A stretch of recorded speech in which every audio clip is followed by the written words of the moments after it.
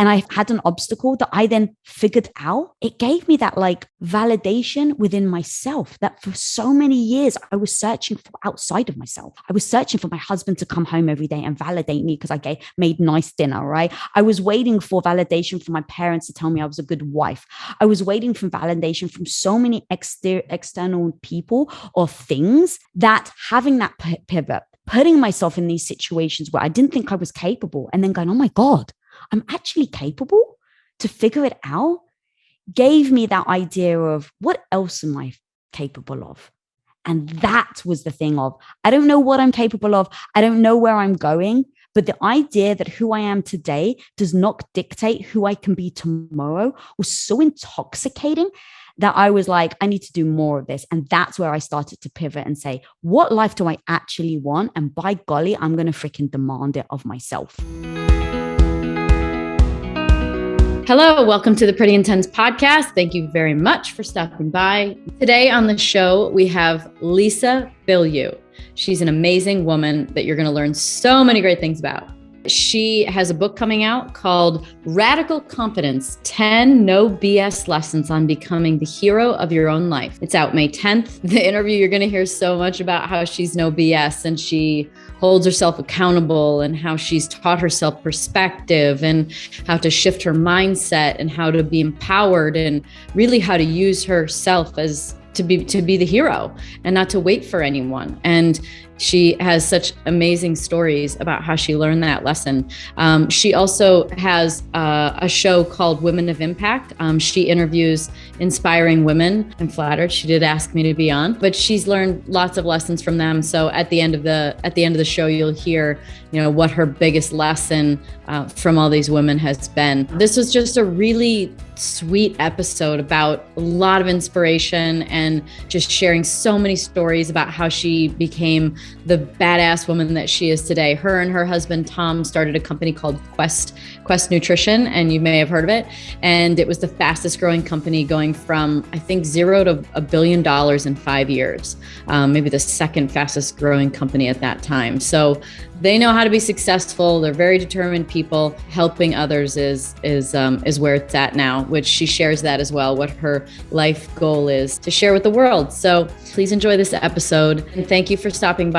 It really means a lot. I love doing this show, and by you watching it, viewing it, liking it, subscribing, all of those things, commenting, all of those things really help me understand what it is that you're into. Right now, I'm learning that a lot of you are really into psychology and aliens. So if you like this episode, let me know so I can interview more people like Lisa. But anyway, enjoy the episode. Please, if you like what you heard today, please hit the subscribe button. Thanks for stopping by. It's so good to see you. I mean, for those who don't know, I recorded so many of my podcasts when I first started at your house. I mean, you guys were so sweet to let me use a room. And you even had guests, do you want to interview this person? And I mean, you guys are such trailblazers in that category. You guys turned your house literally into a studio. Yeah, we did. It was just so wonderful having you though. And I love surrounding myself with just badass women. I think that, growing up, I saw powerful women as being intimidating. But as I got older, I realized that they can be so incredibly inspiring. And so for me, just having you in my house and being around you and having these epic people coming in and out, it was it's so amazing what that sort of thing can really have an impact on you emotionally. And so, yeah, girl, it was an honor and a pleasure. Oh God. Thank you. Well, what was responsible for that transition? Because I think you're speaking to a lot of people. I mean, I've felt that way at times too, where, there's an intimidation factor or sometimes maybe even a jealousy factor to some degree. But what was it that transitioned that sort of relationship with strong women from something that was maybe something you veered away from to leaning into? Yeah, I think it's my own mindset. I think growing up, it's of course, it's women growing up, women weren't nice to me, right? They were the bullies. They were the ones that, I had this one girl. I still remember it to this day. I was like 11 years old and I had the hots for the popular boy in school. And we were going on a school trip and he came up to me and he was like, Lisa, I want to dance with you at the school trip. Now you can imagine I got teased. I had buck teeth. I had the big nose. I had like a unibrow. And so I was like, this is the dream come true. And what ended up happening was I go to the party thinking that I'm about to have this dance and he's dancing with a popular girl in school. And it turned out they set me up so that they thought that they purposely made me think that I was going to dance with the popular boy and the popular girl was supposed to be my friend. So you can imagine when you're young and you get this, it's like you do see other women as threats, as intimidation, as they were the ones that were bullying me. It wasn't the boys. It was always the girls. But I think, so then I held on to the insecurity. So anytime I saw an incredible woman, it just became a reflection of how incompetent I felt that I was. My book, The Difference Between Jealousy and Envy. Envy can be something that you see someone have, but it inspires you, right? It's like, well, if freaking Danica can do it, then so can I, and she's come from nowhere and by golly, I can do it too. Like that's freaking empowering and envy can be beautiful. But jealousy, to your point, can tear you apart. You just feel worse about yourself being around that person. And, it is something that you strive for, but it really just reflects why you haven't gotten it versus, which I use now, is like a beautiful inspiration.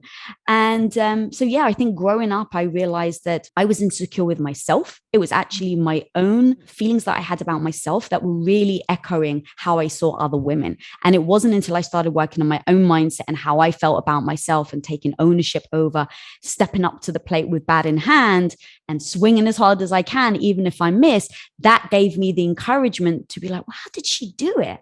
That's amazing. Maybe I can do it too. Wow. Bold and brave and really difficult. Like, I don't think people understand how hard it is to even get to the point that you can start to see yourself in an equation. Like, I think most people go through life pretty asleep to this dynamic. And so how did you wake up?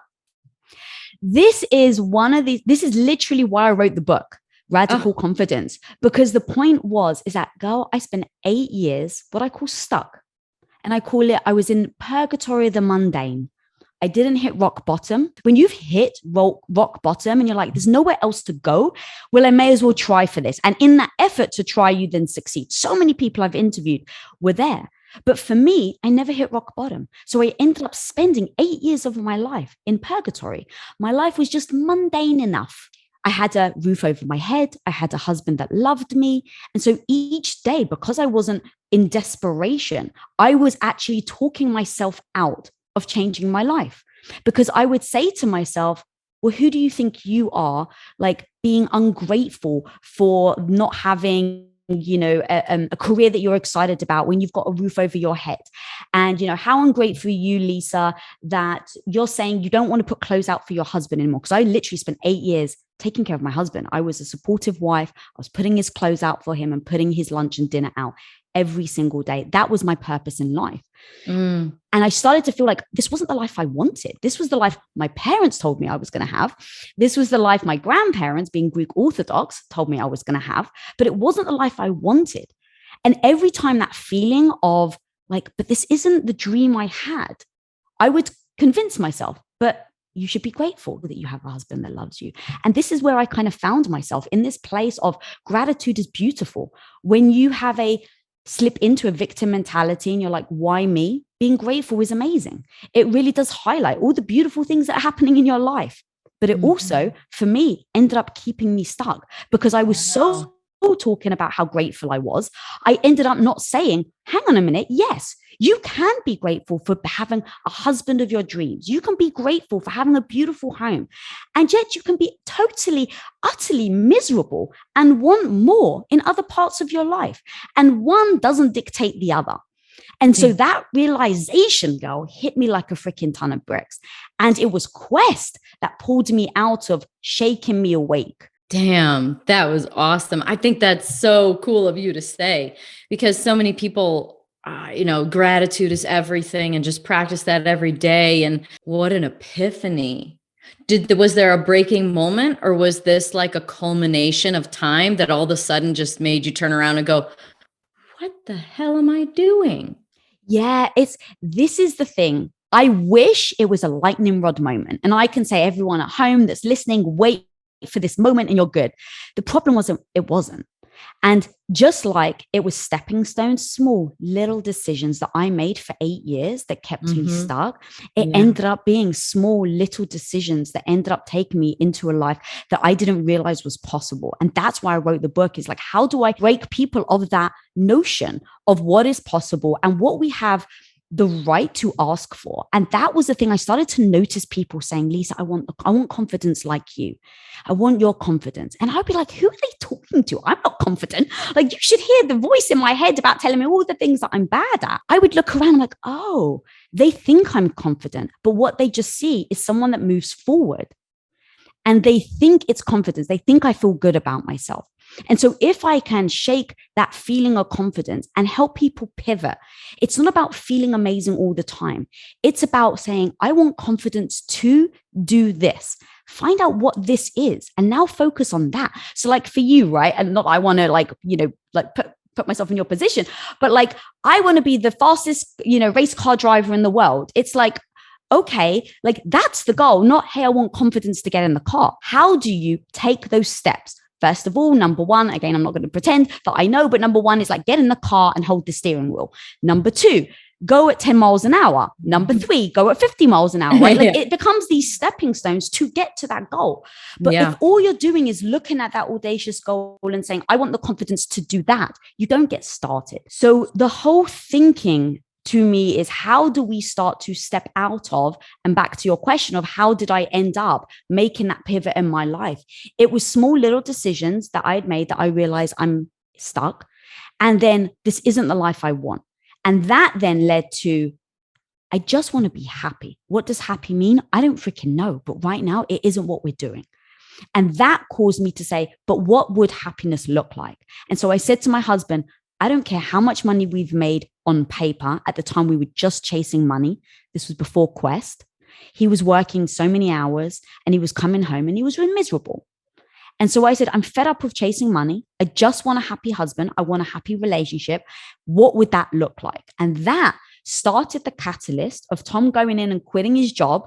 As he quit his job, his business partner said, oh my God, we're unhappy too. Let's actually sell the company and do something else.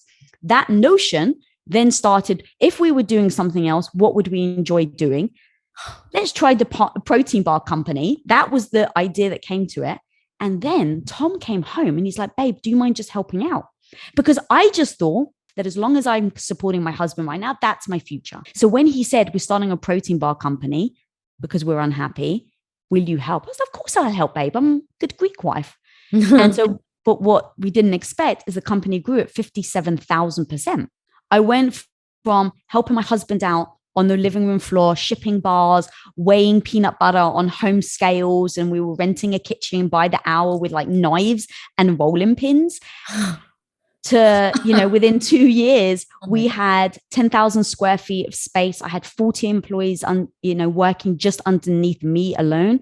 Half of them had criminal backgrounds, but they were incredible people. But being 5'1", I had to every day basically show up to be like, you're going to let these people push you around, or you're going to, be able to lead. And that continuous facing myself every day, not having skills, learning every day, saying, okay, Lisa, you can go into this not knowing it and learn, or you can say, yeah, this is too scary. But if I don't do it, I lose my house, because our house was up for collateral. So that's in some that pressure. Yeah.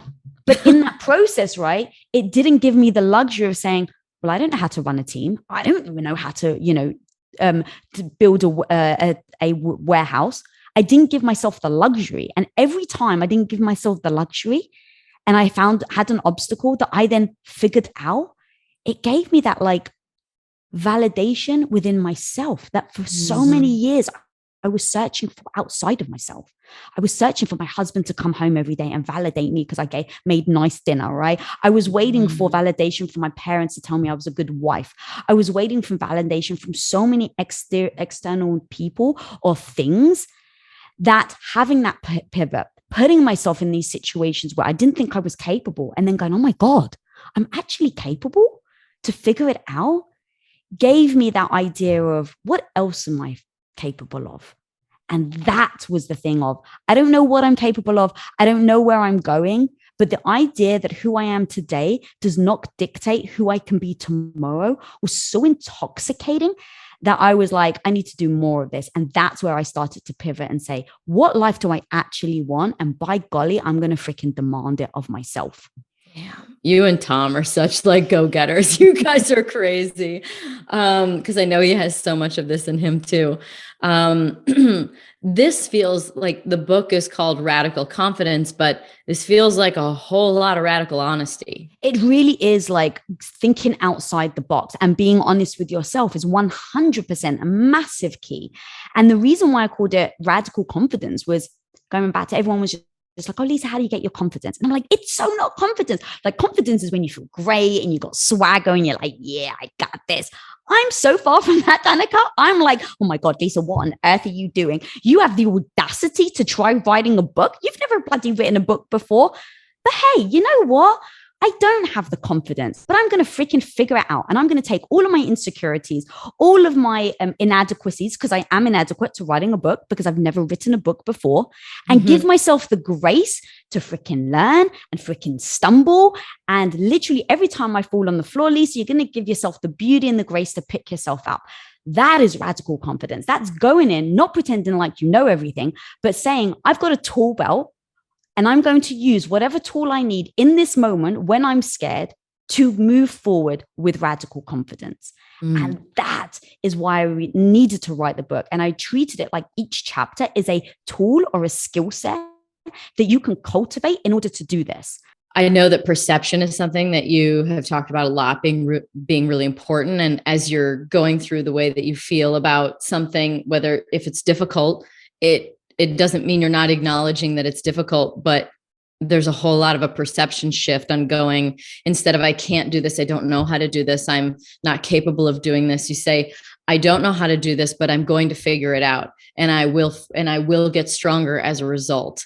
And I'm wondering, like, when perception and perspective was something that entered your psyche, maybe it's in parallel with this lesson, but do you remember when that in particular came through for you to go like, oh shit, if I just look at it like that, or maybe looking in hindsight going, I've done that a couple of times and it's like totally worked for me. Do you remember how you grew in that area of shifting your perspective? Yeah, I love this topic. There's so many. That there's two that really come to mind, one business and one personal. One of the biggest lessons I ever learned was a moment. So I've had massive gut issues. So about 6 years ago, it's been like 20 years of not having a good relationship with food, cutting out fat, getting sick a lot, taking too many antibiotics. So I've had a real struggle with my gut. And it got to the point where my gut felt like it erupted. That's the best explanation I can have. And when that happened, for about a year ago, I couldn't stand up for longer than 5 minutes at a time. I was 20 pounds lighter than you see me now. Now my hair was falling out. My nails were brittle. I couldn't wear like a bra for 6 months. I mean, I was in agony constantly and I could barely eat anything. So I was completely malnutritioned. Mood swings, emotional, just because I couldn't eat. 6 years ago, this happened. I'm still on the journey to recovery. I've identified a lot of issues. But in saying all of that, just to give context to this story, so I'm in gut disarray on most days, but I don't tell people because I don't want to appear weak. I do my job. I got a strong mindset, crush it, Lisa, and then feel weak when you're by yourself. Like that was my mentality. And so I'm on a photo shoot and it's in my house and it's a big day, all excited. Got my hair, my makeup done. I'm on set and all of a sudden my stomach starts to cramp and I'm like, oh God, is this about to happen? Like, am I about to like drop to my knees? Because it was that painful sometimes. So I excused myself. I go upstairs and I actually drop to my knees and I'm like clutching my side and I'm breathing deeply. Now me and my husband have a rule in our relationship. If you need the other person, you can call them. Now I can ignore your first phone call if I'm busy. I can actually ignore your second phone call. If you call me 3 times in a row, It doesn't matter who you're with. If I'm interviewing Oprah, I literally would have to put down and go, sorry, Oprah, my husband's called me 3 times. It's an emergency. I've got to go. That's how like our rule is strict. And Love so it. I'm on the floor. I call him the first time. He ignores me. I call him the second time. He ignores me. I call him the third time. He doesn't answer. And now I'm on the floor and I'm clutching my stomach. I've got a whole film crew downstairs. And I'm like, oh my God, I need my husband. I need my husband. What the hell am I going to do? How am I going to get up? I need my husband. I need my husband. And in that moment, I was like, you don't need him. You want him. Lisa, get the F up because you're your own hero. You don't need someone to save you. You can freaking save yourself. Get up.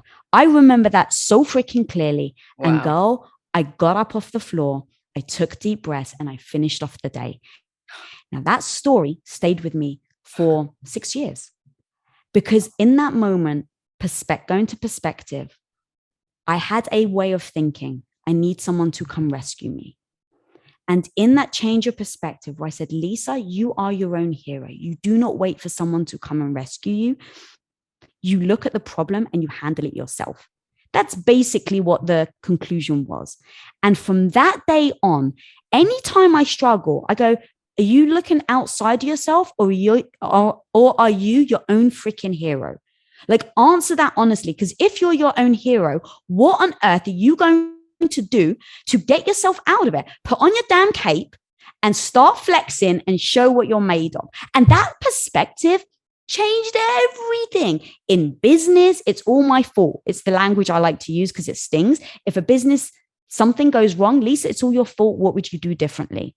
If something's wrong in my relationship, Lisa, assume it's all your fault. Don't look at your husband because then I can actually make the change. I can take the power back. Now, look, that's not actually saying sometimes it always is your fault. Of course it's not. But that perspective, that freaking ownership, that mindset of if it's all on you, what are you going to do differently? Changed my life. Well, you're not off base because I have a saying that's very similar where I say your life is your fault, but that includes everything. Being the hero, being your own victim, achieving greatness, failing miserably, like feeling sad, feeling really ecstatic, like it's all your fault. How do you find people when you say that? Do people push back on you? Yeah, I mean, it's kind of like, it doesn't get a lot of reaction because I think it provokes a lot of thought. You know, when you say your life is your fault, you're like, first off, it sounds negative. So you go, and then you go, wait, it's kind of like, what do you mean? It's like, I mean, everything. I mean, everything. And that's kind of, it's almost as hard to acknowledge the good as it is the bad sometimes. You know, when people were telling you, when you were pushing through, you're so strong and you're so confident, I'm going to tell you that they were just mirroring that you were. Now, they didn't know your true total reality and they didn't know your weaker moments, but you were confident and strong when you went to work and pushed through. Like they were showing you. And in fact, our life is always showing us who we are. I actually do get sometimes pushback on the word fault because the discussion becomes, and I actually understand it, but it's like, well, aren't you blaming people? It's like victimization. And I really sat with that because I do like to evolve. And so I sat with it and I was like, it doesn't feel true to me, but if multiple people are saying it, I need to listen. The word fault works for me because it does like sting. It actually does trigger me. It's like, oh, my fault. But it creates an activation in me. And that's what I love. And I think that's the key is like, guys, don't get freaking caught up in the word. If fault actually triggers you negatively, don't use it, but use the word that impacts you enough to act. And that word fault, that's why I love it. Because every time I say, Lisa, it's your fault, it does sting. And that sting creates that, well, shit, I don't want to feel like that again. So I better do something differently. You talked about it a little bit with that story. And wait, before we go, was there 2 stories? You said there was a personal one and then the other one. So this is a business one where it's Quest, early days, 3 of us that we've hired, and then the rest is just like us and them who own the company. And so we're doing a production run. So we've got peanut butter bar that we're making, and then a mixed berry bar, and then like the lemon bar. one of the guys comes into the office and he's got like this ghostly look on his face. And we're like, what's wrong? And he's like, oh my God, I'm so sorry. I'm so sorry. Now I'm a panicker. So I start panicking. So I'm like, oh my God, what's wrong? And he's like, I've just messed up a batch of bars. Now in these early days, a batch of bars is $5,000, which at that point is like make or break for your business. So I'm panicking. The guy thinks he's about to get fired. My husband being a very calm, cool guy. He's like, well, before you panic, babe, let's just get up and like see what we've got. So we walk in, and the guy's like, oh my God, I'm so sorry. I was making the peanut butter batch and I get the peanut butter flour. I get the peanut butter protein powder. I get the peanuts. And he's like, and then I get the mixed berry flavoring. And he's like, and I put the wrong flavoring from the next flavor into the current bar. We're like, oh no. And Tom's like, before everyone panics, let's just try. And I'm like, babe, what the hell are we going to do? And we all take a bite and we hold our breath. And someone's like, you know what? It tastes like PB&J. And in that moment, when we were about to lose $5,000, trash product that we thought could potentially take us bankrupt, we saw an opportunity. And so we wrap them and we're like, guys, here's a new prototype, PB&J. Yeah, we wrap it in like the clear wrappers, so it's got like no descript thing on it. We get blank boxes. We print out on my Staples printer the peanut butter nutritional information, because the nutritional information was still the same, because the only thing that changed was the flavoring. So we print it out on my printer. We put it in these 200 boxes. We make this big announcement on Facebook at the time saying, limited edition prototype, only 200 boxes. Girl, they freaking sold out like that. Then a couple of days later, people started posting on Facebook how much they loved the flavor. And so now all the people that didn't even get a chance to buy it started really having major FOMO. They start freaking out saying, hang on a minute, I want to try this new PB&J flavor. How come I didn't get a chance to buy one? And now, before you know it, within a month, we get designs made, wrappers made, and it becomes our number one selling protein bar on the market at the time. Come on. That is how you have a massive mistake and a massive failure and see it as the most beautiful opportunity. Wow. And that is a shift in perspective. Wow, that's a great story for sure. For sure. Okay, I was going to ask you about your health stuff because I am very curious, because I think it's, I think it's something that speaks to a lot of people. I personally have been going through my own stuff in the last year, and it's very frustrating. Not nearly to the point that probably what you're talking about that you are, but actually, I think what you just said in working with Tom, and that I'm really curious about working with your husband. And like, you guys talk so much about relationship stuff, and it's really good stuff. Like, I mean, I read all your like boards that you make and write your bullet points on it. And I'm like, yes, that's so good. Like, how the heck, if anybody doesn't follow you guys, they should, because you guys are so open and you share so much and you have such good information. So how long have you guys been married now? We're about to celebrate our 20-year wedding anniversary. Wow. Congratulations. Thank you. I have the confidence you're going to make it there. Yeah, I'm sure. How did you get to that point? Like, share some relationship advice, maybe. How do you guys get to the point where you can even just the fact that you have like a 3-call rule? Like, I don't know if in my relationships I've barely ever had rules of any kind. Like, I don't know. We have, so many rules. It is like, it's comical, but it's been so important to our relationship because of that reason, right? Because you don't think the same, you don't act the same. So let's say for me, I really need, like, it's an emergency, but his version of an emergency is very different to my version of emergency. Yes. So let's say I feel like it's an emergency, he doesn't, and now what happens? I think he's being dismissive, but he just doesn't have the same foundation of what an emergency means to him. So we have not only those rules, but language. If I use the word important, like if he literally walked in right now as we're doing this interview and I said, babe, I need to speak to you, it's important, he would drop everything. He's like, what do you need?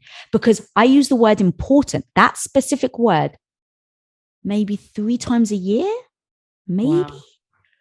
But we've defined what that word important means. So we've got like these like dictionary definitions of when I say important, it means that I don't BS.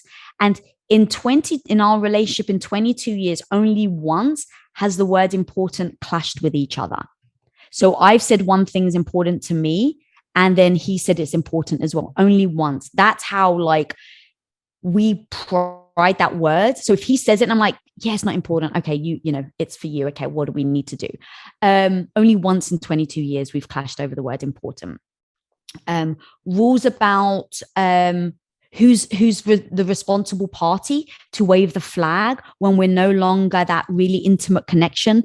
You know, like relationships all ebb and flow. Sure. They do. It's all natural. But you need someone in the party who is the responsible party that says, hey, when I speak up and I say this, it means that we both have to pay attention because I'm the one that notices it first. So for instance, Tom can go longer without having date night than I can. And so, but he normally, if I don't speak up, when he notices, that's when we start to argue and start to notice friction.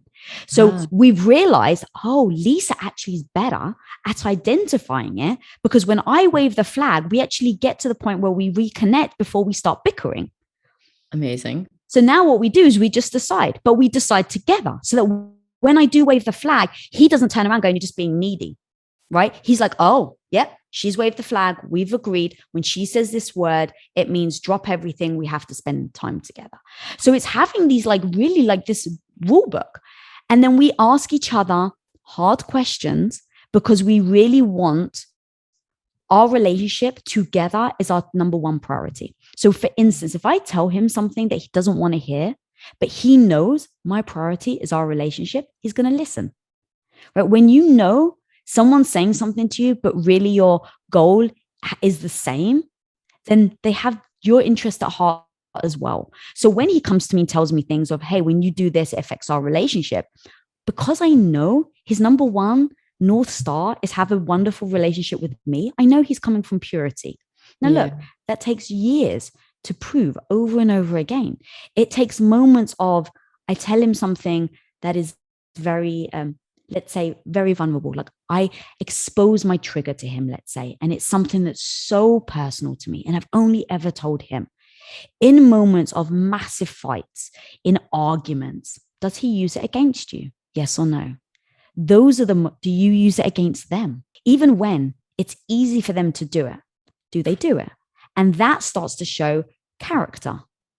And in those moments where you get tested, where things get hard, who are you and who is your character? And for instance, in the last 20 years, where people say, oh my God, you're so lucky. How do you guys, stay around? And I was like, look, if I was married to someone else, I don't know if I'd still be married. If he was married to someone else, I don't know if he'd still be married, because it's when the hard times come that test you. So for instance, when I married my husband, I told him, babe, I want 4 children. That was my dream. I want 4 kids. I want a big Greek family. Now, flash forward 9 years, I start a quest. I find myself. I love entrepreneurship.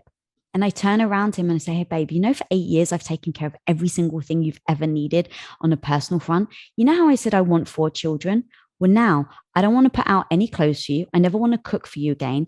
I want to be an entrepreneur and I don't want any children. Woo.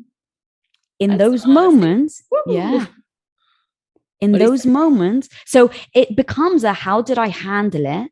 And how did we communicate through it? And how did we get through to the other end? Because with a different person, with different communication skills, it would have been like, well, screw you. You're changing the game. You told me you wanted 4 children. You're changing. It's not me. You either stick to your, what you promised you would be, or I want a divorce, right? Or there's another scenario where I don't say that. And now I stay at home for the next 20 years more because I'm miserable. But I know if I say something, I'm going to lose my husband. So there's so many scenarios, but in those situations, me and my husband, we tested, we didn't mean to, right? But we test ourselves. And so I went into it saying, I recognize I'm the one changing. I recognize I'm the one saying, hey, I no longer want to do this. Mm-hmm. So how do I approach him with grace and show him that I recognize it? Because you know what it's like when someone comes in and they like pretend like, I don't understand. What's your problem? Like, why can't you just accept it? Now you're like, they don't even give me the beauty or the grace to say, yes, I am willing to adapt. Like people, you kind of want the pat on the back of being like, this is difficult, but I'm still willing to do it. I'm robbing him of that. If I just come in and say, well, babe, you're going to have to accept this is who I am. So I didn't think that was fair. So don't rob them of what the change. So I went in saying, babe, I recognize I'm changing. I recognize that this is going to take time. I recognize that we are playing a game of tennis, but we're on the same side. And so as my partner, you know, when you like hit the ball and then your partner has it because you've missed it. That's me and my husband. And that's who we've agreed to be. So I'm like, babe, right now I'm missing the ball. Like I'm really struggling with the life that I have. And I, wasn't this eloquent, but I'm like kind of translating. And so as my partner, I need you to help me win the game. And right now I'm struggling. So how do we win the game together? And so now he feels like I'm turning to him as a partner. Yeah. And men need to be needed. Yes. I mean, so do we, right? So it's women, like we feel good about it. And I didn't want to rob him of that. It's like, look, I do need help. I need help with transitioning from this stay-at-home wife of 8 years. And now I'm literally telling you, I don't want to put your clothes out. But babe, I don't want it to be you to think it's a reflection of how much I love you. So we had to talk through that. It's like, this is why I don't want to do it, because it makes me profoundly unhappy. But it's got nothing to do with you. And to show that it's got nothing to do with you, let's come up with a plan together on how we work through this transition. And so I joked, but I was like, it's kind of like I'm weaning him off.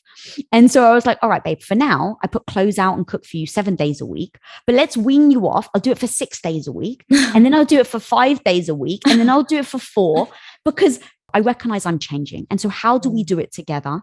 How do I show you respect that it's going to have to be a process? It's not like, hey, MF, you're going to have to just deal with it, right? It's showing them respect, that you're giving them a chance to transition slowly. And then why we're doing it.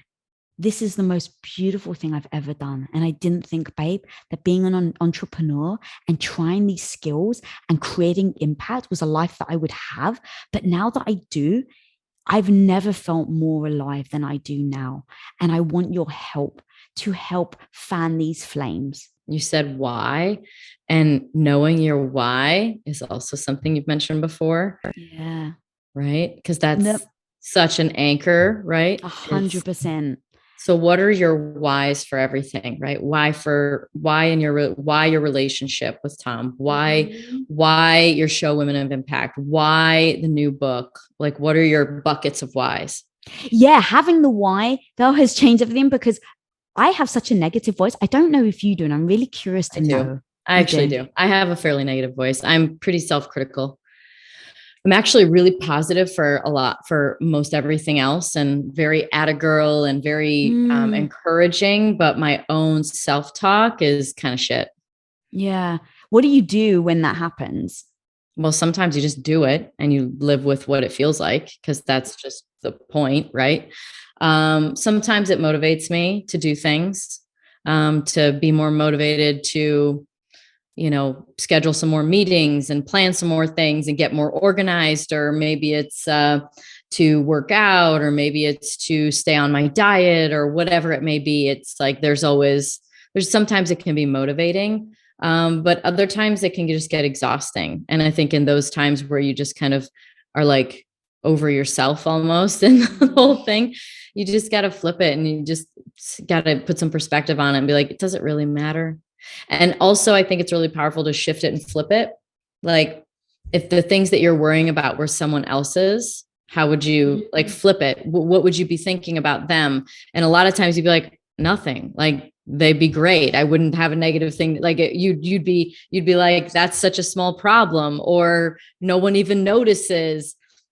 And so flipping it kind of gives some perspective. Even the things that you just said, and giving very like tactical tools, like I'll go work out, I'll go do this, because that's the point, is that sometimes I can't get out of my own head. And the voice is so loud that like, I can't turn her down. I call her the bitch in my head. Like, I can't turn her down. I can't turn her out. She's so freaking loud. And so in those moments, what are the things that I go to? What tools do I use to shut her out? So working out's a massive thing for me, lifting weights. But I know, girl, show me that bicep. Yeah. But having the why is huge for me, because I use it as a way, with no judgment, and I use that word a lot, with no judgment of what's more important. So let's say, for instance, I'm really feeling insecure about myself and I'm about to try something new. And it's got like, who do you think you are, Lisa? You're going to be terrible. Like, you're going to bomb. You're going to embarrass yourself. Like, people are going to say, I can't believe, like, Tom was great at this, but can you believe, Lisa, how bad she was, right? Like, that's the voice that's going in my head. Yeah. And I actually don't judge myself for it. And I'm like, okay, that's the voice. But if you listen to her, this is the impact you're not going to create. But if you don't listen to her and you follow your why, what can you do? So when I think about my why being, let's say, the 14-year-old girl who I honestly, when I think about my why, like the super, like my freaking North Star, it is creating content for 14-year-old girls to believe in them, to make them believe in themselves so they don't spend the next 20 years unwiring the negative mindset I've had to unwire. So in moments where I'm fearful of like writing a book, or in moments where I'm like stepping in front of the camera and I'm so freaking embarrassed and like, I can't believe the imposter syndrome comes in going, Lisa, you in front of the camera, who do you think you are? I just say with no judgment, would you rather be completely insecure and create impact on that 14-year-old girl, or would you rather protect your ego and not do it? And now, in moments like that, don't judge yourself, just decide. Yeah, that's so great. And it's okay, right? Like, it's who on earth can judge me or should judge me? No one. If I decide, look, right now, if I do this, my ego would be so hurt. It's not the life I want. It's my freaking life. I can do what I want. Yeah. But if I decide, and I do time and time again, that I want to be a little uncomfortable because that 14-year-old needs me, you better believe I'm going to keep moving forward. So back to your point of the why, it's so important to know exactly what is pulling at your heartstrings. Like, be so succinct in that mission so that when you face yourself time and time again, when you really feel inadequate, you've got that thing that you can go to. What is your why? Define it simply. And maybe you have multiple. Is it just one why or? Yeah. So it's one central why. So it really is to create content that impacts 14-year-old girls to believe in themselves so that they don't spend the next 20 years having to unwire the negative mindset. So the reason why I have it so succinct is I need to know my why, the what, and the who. So I need to know why I'm doing it. I'm doing it to prevent 14-year-old, well, actually, I should back up. The who, 14-year-old girls.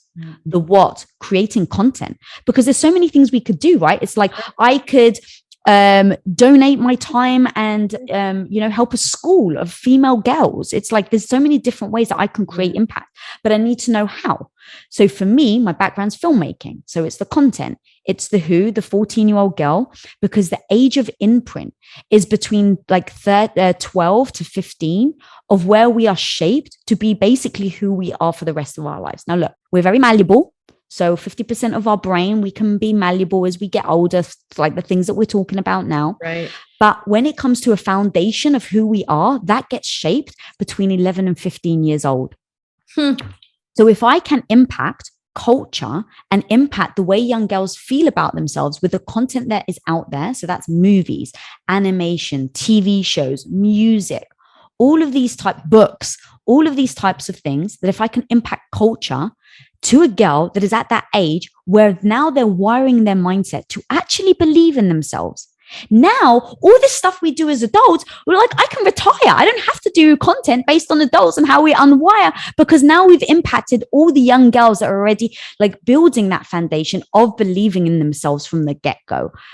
That's a big role. That's a big role to fill. I feel like in this day and age, especially with how challenging social media is and entertainment and algorithms. And I mean, like, it's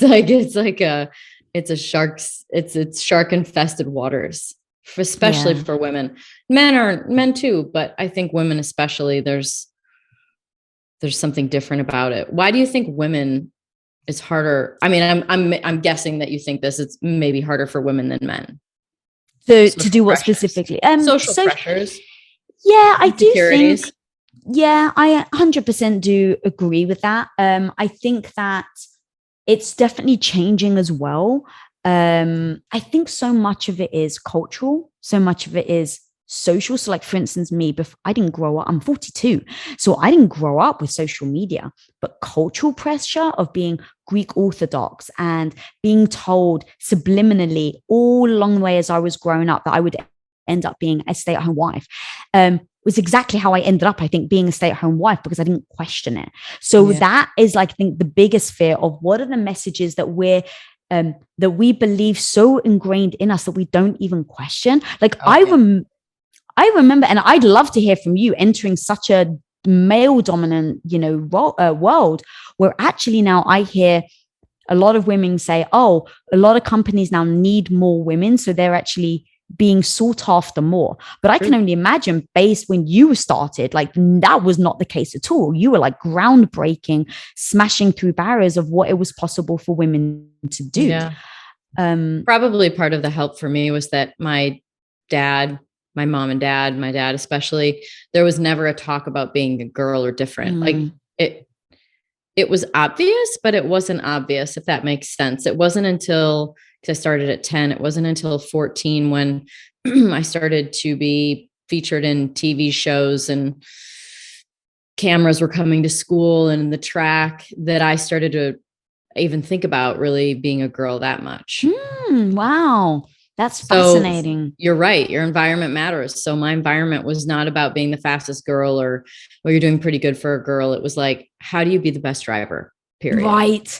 And not even the best driver, but how do you be your best? Because like, being a half a second quicker than everybody was still not enough if I could go faster. Does that make sense? So it's like my threshold, not even against just the guys or just the girls or just the guys. It was against myself. So, yeah. And I think that's probably why very much feel like my purpose now is to help people understand, how much potential they hold within themselves. Yes. And that's so powerful. I wonder if how much has contributed to your success. Oh, I'm sure. Yeah. Just because I didn't have the perception of being different.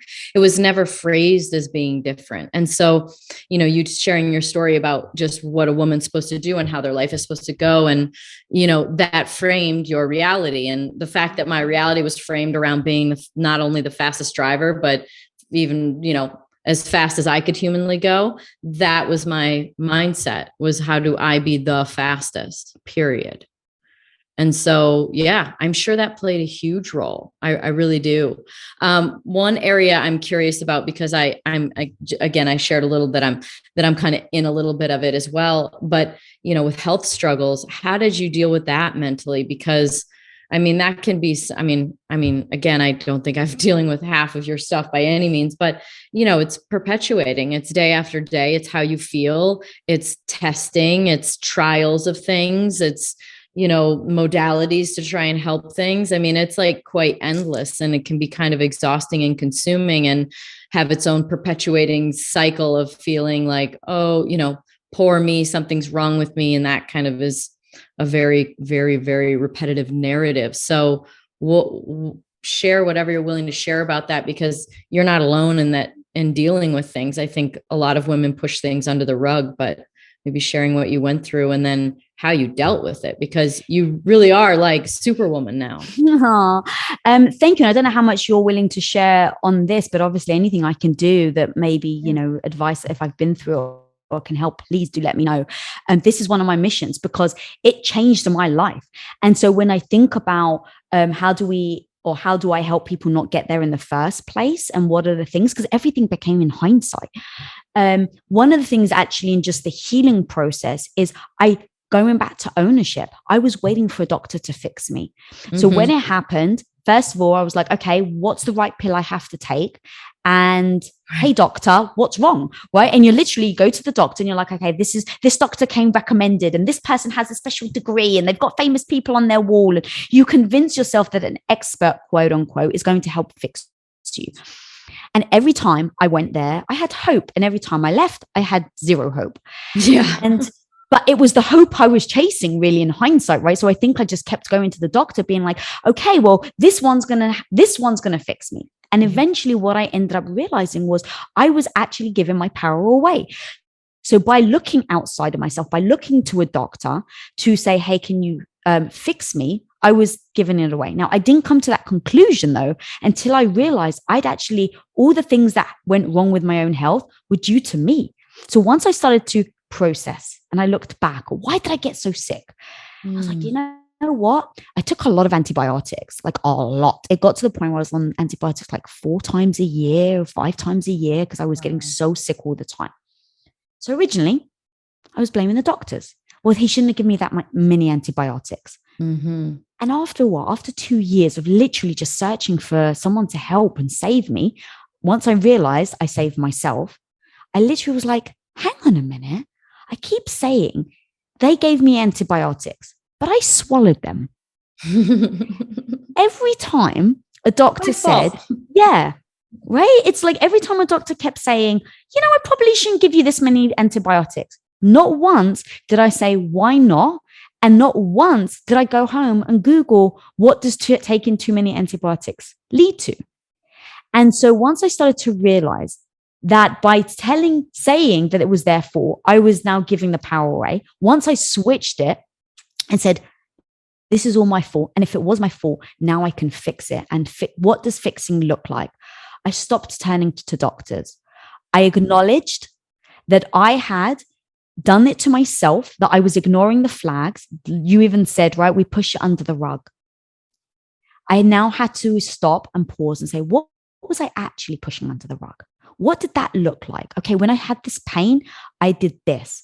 Okay, did that serve me? Right? Like when I was, on the floor holding my gut, I sucked it up and went to another 4 hours of a photo shoot. All right, well, did that serve me? Yes or no? No, that didn't serve me. Okay, so next time, Lisa, next time you fall on the floor, you're going to say, I'm taking the rest of the day off, right? Like coming up with rules that when this happens, because you've already been there and you have control and you're the one that is going to heal yourself because it is all your fault, you have to come up with a game plan. And so with no judgment, I replayed all the red flags that happened. I started to say, when this flag happens, I'm going to do this. When I wake up tired, I'm going to do this. When I get a stomach cramp, I'm going to do this. And I took ownership. And that meant I got an Oura ring because I was waking up tired all the time. And I'm like, I'm sleeping like 9 hours. Why am I tired all the time? Right. So I wore an Oura ring. I wore a continuous glucose monitor. Oh, yeah. And I started to assess. I started to write down. I go to bed at 9 o'clock in the evening. I would wake up, according to my Oura ring, at 2 a.m. And according to my glucose monitor, I would actually crash at around 150. Oh, hypoglycemia. Oh, is there a correlation between my blood sugars and how much I sleep? How was I feeling the next day? I felt exhausted. All right, what time did I eat dinner? Well, you ate dinner at 8 p.m. Okay, I went to bed at 9. What if I ate 2 hours in between? What if I ate 3 hours in between? What if I went keto? Like I literally tried everything and I wrote everything down. And then I went and said, when you say trust your gut, it's like how many of us ignore our gut? Oh, all of us many times. I mean, most of the time. Yes. I mean, but ask anyone how many times your gut was wrong and they'll be like, it's never been wrong. Yeah. Right. Like, because the problem is that we don't want to hear it when it's bad. We don't want to hear it when it's like, don't do that. We don't want to hear it when it's like, you should probably get out of that relationship. We don't want to hear it when you shouldn't be treated like that. We don't want to hear it when you better try that. We just want to hear oh, look, there's a butterfly. Mm-hmm. Oh, you're doing great. This is a 11-11 sign. We don't want to hear the bad stuff. But because you have to face it, right? And look, facing it sometimes really freaking sucks. Like facing the hard truth. That's why I wrote the chapter, like open up the can of worms and embrace the ick. It's like sometimes open up the can of worms only leads to horrible worms. And you're like, I don't want to deal with worms. So let me just not open it, right? Like, and I equate it to the hard questions. What am I happy? Do I actually want to be in this relationship? Because to your point, what if the answer is no? And now, if you're married, what if you've got kids and your answer is, actually, I'm not happy in this relationship. Now you have to say, well, do I have to go to therapy? Do I have to tell them, do they want to go to therapy? What if we go to therapy and it doesn't work? What if find out that they've cheated on me. Can I forgive them? Does that mean we have to get a divorce? Does that mean we have to sell the house? Who gets the kids? What happens at Christmas? Right? Like, what if it's my fault? What if it's my part? Yes. Right. What if I can't find anyone after that? Because now they've actually seen the truth, right? There's so many things that come with it that I get why it ends up where we don't want to even ask the freaking question in the first place, because it becomes easier. Now, I don't know about you, but not once. I've had so many therapists on my show. Not one relationship therapist has ever said that someone comes in and was like, I didn't even realize this was over until today. Most of the time, they come in and they're like, I knew this marriage was over 5 years ago. Yeah. How often? But we try. And it's like, it's actually a beautiful thing about us as humans. We try to make something work. And it's like, but only if. It's the same with the health. It's like, oh, well, this will be fine in a week. No, you'll be fine. To actually ask myself, what would life look like, Lisa, if you had gut issues for the rest of your life, is too much of a big, audacious question to ask. I can't even comprehend what my life would look like. Now, remember, I said at the beginning, girl, I started this. I'm 6 years in. I thought it was going to be a week. Oh God, I hear you. My like stuff started with, oh, it's your thyroid. And I'm like, oh great, I'll just take this pill and everything will be perfect. And that was a year ago. And that's like trivial compared to, the point that I'm at now. And so what happened then when you start writing everything down, you're tracking everything, you talked about opening up that can of worms. Like, yeah, did you have to face something that you didn't want to face? So I had ready to yet. It wasn't that I wasn't ready to, but it was what I kind of known all along. So it was like, I hadn't had a period in so many years. And so I was like, guys, this doesn't quite match. Like I would go and I'm like, does my hormones got anything to do with my gut? And they're like, no, of course it doesn't. That's your, like, but now this was 6 years ago. We've learned so much since then as well. Yeah. You can imagine. Like I'm going, but guys, it seems weird. I haven't had a period. Like surely. But doctors like, no. So I went in after eventually I'd owned, okay, Lisa, if this was all your fault, what do you have to do? I went in and got my own blood work done. I went in and got my own hormones checked. I went into a gastroenterologist and not gastroenterologist, a gynecologist, sorry. And when they like, this is one of the most horrifying stories. So I go in there, haven't had my period in years. I'm thinking, okay, it's, I'm sure it's got to do with my health. I'm underweight. Like they're going to tell me like all this diet, blah, blah, blah. So I go in and she comes in with her little clipboard and she goes, oh, it looks like actually you've got PCOS, like polycystic ovary syndrome. And I'm like, oh my God, do I? She goes, yeah. Oh, but it says here that you don't want children. I was like, no, I don't. She goes, oh, then you're fine. And I'm like, excuse me? She goes, well, if you don't want children, you're fine. I'm like, I'm sorry? Because I don't want kids, it's okay to leave cysts on my ovaries. Like, right. It was so horrifying. And at the same time, so enlightening to how people think. Yeah, you're right. And instead of getting angry at that point, I was like, yeah, that's about right. That's how other people think. And instead of getting annoyed at them, go, Lisa, this is your life. You're taking ownership over it. Don't settle for that doctor going, then you're fine. Don't settle for what they were going to do, because that's what she would do. That's why she's telling you that. It's something like, I had a hormone specialist, and something like it takes 8 diagnoses for a woman's hormones for them to actually be accurate. It's something crazy like that. Oh my God. It's something like on the 8th doctor, they actually get it somewhat accurate on women's hormones. That's crazy. I mean, I went in for the reason why I went in the doctor last year was for the same reason. I had plenty of other red flags and symptoms and signs, but it was losing my cycle. And I was like, all right, this is probably bad. You get those indicators along the way that were like, shoot, this isn't right. And it's a matter of dealing with them. So in the end, what was the big lesson in it? The lesson was that it's an evolution. And every step was a focus of how do I get progressively better versus how do I get completely well. And even when I think about business and I think about everything I do, that really is the goal. Like what am I trying to build? What is that skill set that I can incrementally get better every day? To your point earlier about you being your own competition, right? It's like, okay, what number, how fast was I yesterday and how fast can I be today? As well as having that big audacious dream of like, I'm going to get the World Cup or whatever the cup is, and so that's kind of I have the big audacious dream of one day, Lisa, you will be perfect. But today, instead of being like putting so much weight and pressure over, oh my God, I can't believe I'm not there yet. It's like, what's that thing I'm going to do today? So it was things like, it takes 3 hours for your body to completely digest your food. So for an entire year, you think I'm joking, but to the minute, for the entire year, I didn't go to bed once with less than 3 hours from eating and going to bed. So if Tom and I, infinitely. Overnight, girl, when I'm telling you, take your last swallow. Yep. So it would be from the last swallow, I would take ownership. I would look at the time and go, oh crap, it's 7 p.m. I now have to stay up till 10 p.m. Now look, I'm very strict on myself. I go to bed at 9 p.m. So if my food got off, I would still stick to the fact that I cannot go to bed with a full stomach. I must go to bed with an empty stomach.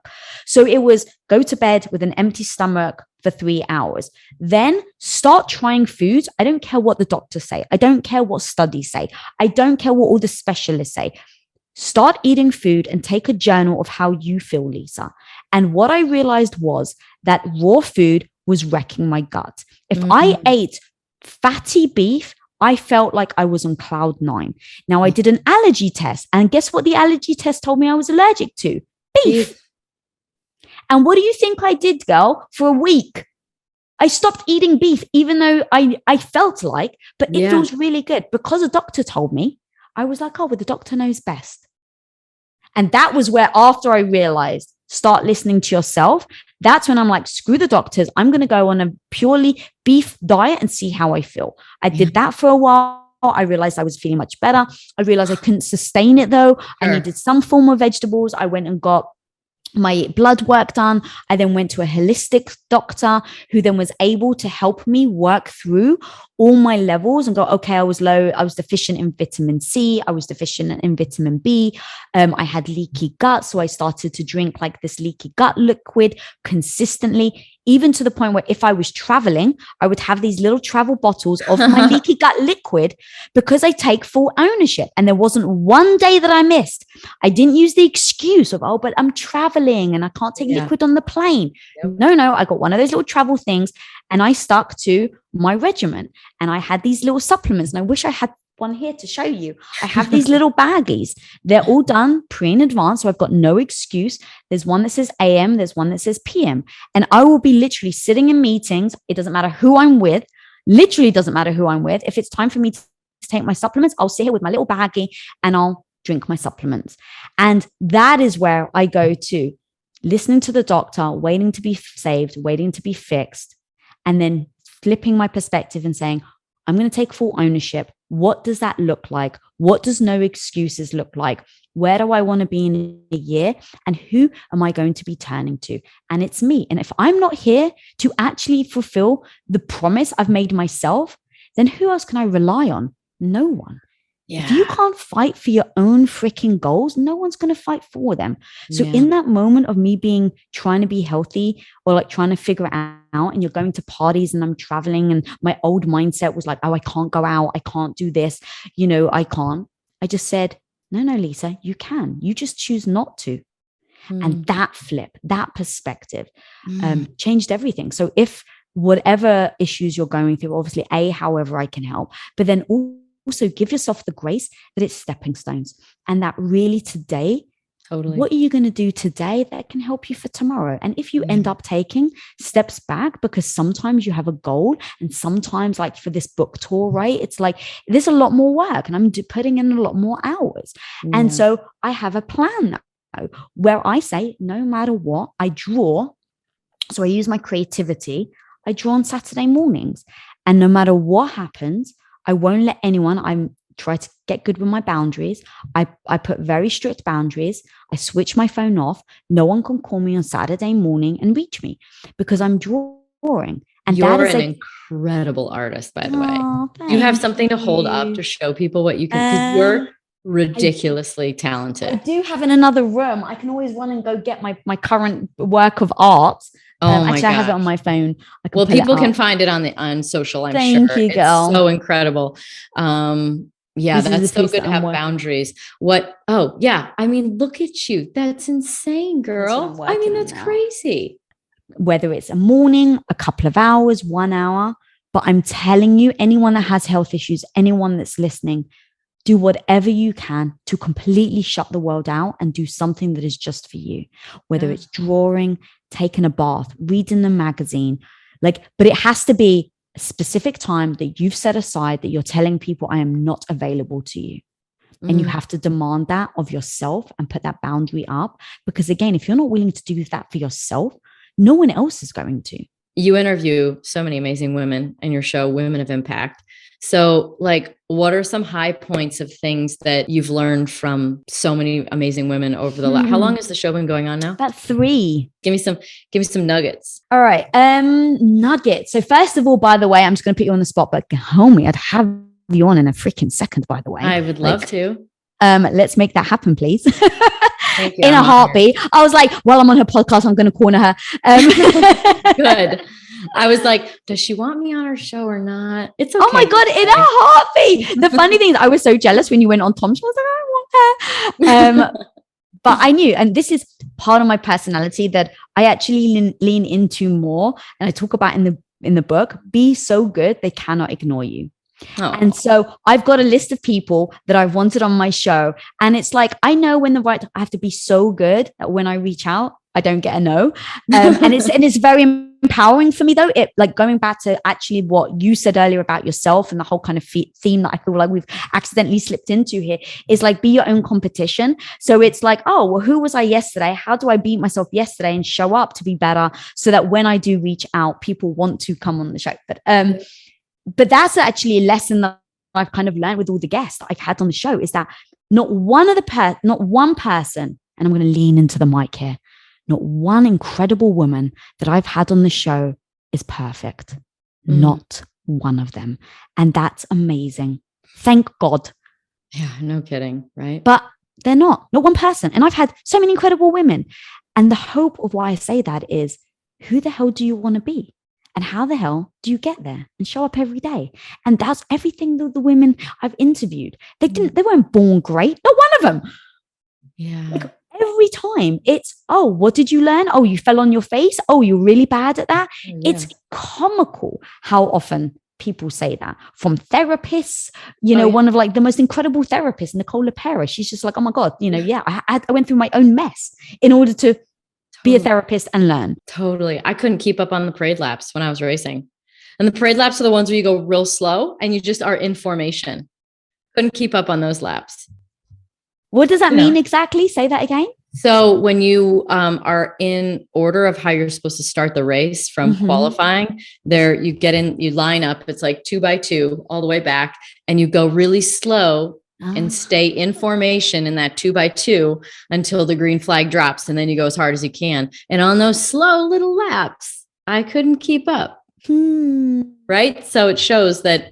And, another thing I was thinking of too is just, steps forward, a step back, finally to arrive at your goal, is that it reminds me of something from Atomic Habits, the book Atomic Habits, and that it's not every little thing that you've done, even though you might not see any difference whatsoever. Once you finally arrive at whatever it is that you're seeking or your goal, even you think it just happened one day. But it didn't. It happened from the point that you started trying, even though you saw no fruits from your labor, or you see no progress, or you have regression, or you get redirected or rerouted in your life. How many times do we get rerouted in our life? And we're like, that wasn't my plan. It was all part of getting to that goal or that destination that you wanted. And it was never a waste of time. It's so true. And it's one of these, how do we even just remind ourselves that? Because it's so easy to fit in, slip into the patterns. What is happening? Why am I doing it? That was a waste of time. Even when I think back of my 8 years of being a stay-at-home wife, it's a waste of time, but it wasn't, because it taught me so many lessons and allowed me to never go back there. I assume you've seen the movie Karate Kid. I have not actually. The old movie Karate Kid. Oh my God. Is that what I'm watching on Netflix tonight? I just need a movie. Now, not the TV show, the old school movie. No, I'm not very either. I've seen a lot of funny movies, but there's a lot of movies that are classics that I haven't seen. Okay. Like I haven't seen Star Wars. I haven't seen like any of those, like, what are the ones, the Frodo ones, those futuristic, Lord of the Rings, or the other one that's kind of like, I haven't seen any of them. So anyway. What movies do you watch then? Funny ones usually. Okay. Or like really, I love, who is it? It's Nolan. What's his Nolan? Oh, Jonathan Nolan? No, he did Inception. Christopher Nolan. Yeah, did Inception and Tenet and like that kind of a movie. Those sort of thought-provoking, futuristic-ish. So I grew up watching 80s movies, and that's why I brought it up, because there's so many of them that, like, if I could go back, like not even go back, if I could make movies now, those are the types of movies I would make, because they're really freaking entertaining, but the lesson is so amazing.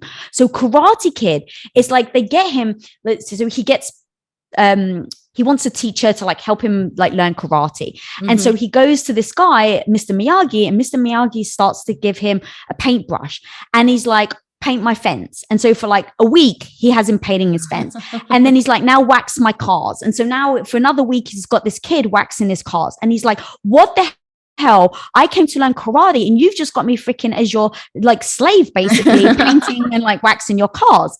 And he starts going, all right, show me. So Mr. Miyagi starts throwing soft punches. He's like, now paint. And he starts blocking the paint brushes. He starts blocking the things as if he was painting. And then he does wax on, wax off. And he starts so that's where it came from. He starts blocking the punches with a wax on, wax off.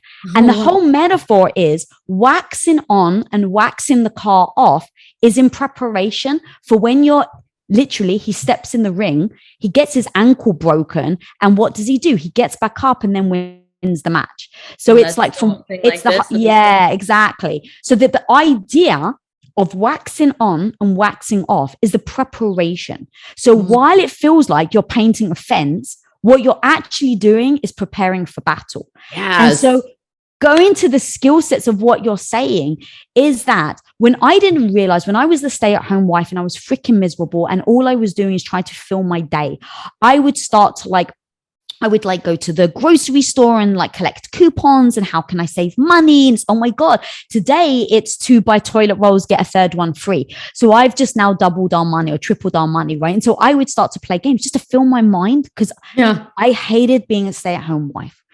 And now what I ended up doing, I found myself, flash forward 3 years later, we're at Quest, I'm building my shipping department, and I have the budget. I'm using the budgetary mindset that I created when I was a stay-at-home wife on how on earth I build a production facility and a shipping facility. And so now when I'm looking at shipping labels and I'm looking at UPS versus FedEx, I'm looking at costs, I'm seeing who can ship quicker. It's all the skills that I freaking learned when I was a stay-at-home wife, thinking I was just painting a fence. And then I find myself in battle at Quest, where actually I realize the painting the fence is actually getting me, you know, the building of the facility. So the wax on, wax off is such a beautiful mentality that even right now, as people are listening, when they're doing things that they're like, what the hell am I doing? I'm wasting my life. Going to your point of, if we can reframe it and say, maybe I'm building a skill set that I can use in the future, then it doesn't seem like a waste. Oh man. So many gems, so many lessons that you've been able to identify in such a positive way, and also teach yourself how to identify. It is an art to be able to shift that perception. Thank you. Thank you for sharing so many lessons, and thank you for the book, Radical Confidence. I can't wait to read it. Like, I feel like there's just going to be a lot of really great stories and great examples of how we can grow and evolve. So thank you for all of your deep work and your radical confidence and honesty that you share with everybody. And I can't wait to be on your show. Thank you. Hell yeah, homie. Thank you for having me on. Thank you for just creating a platform, where you're inspiring other people. And I just think that, who you are behind the scenes also, really does show who a person really is. And I've seen you behind the scenes and how sweet and gracious you are and wonderful. And I haven't seen you in a few years, but who you show up to be every day is such a beautiful example of how powerful women really can be. So thank you for all that you do to the world. That sounds a little like woo-woo, but like seriously, thank you, homie. And then thank you for having me on. You're welcome. Thank you. Thanks everybody for listening to the Pretty Intense podcast today. I hope you enjoyed it. If you like what you heard today and you want to hear more, please click on the subscribe button.